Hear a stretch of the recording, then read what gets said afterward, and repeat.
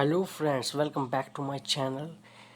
Today I'm going to teach you a new way to do data entry. When we made KExcel, then we enter the data like this. Here you can see that name, father name, class, and we are dummy entering some names in this column. So this is the normal way to do data entry, but now you can do data entry in a new way.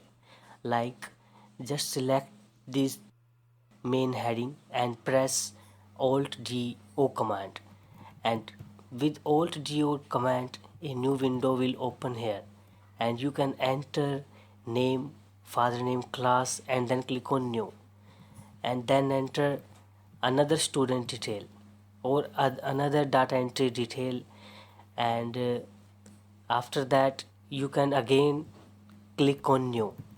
So you can do data entry very easily with this method. We are entering the second student detail. After that we will enter one more student detail.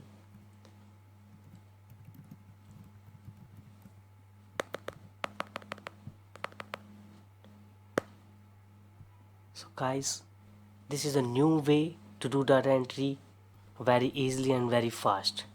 And the command is I'm writing here alt D and O. Alt D and O.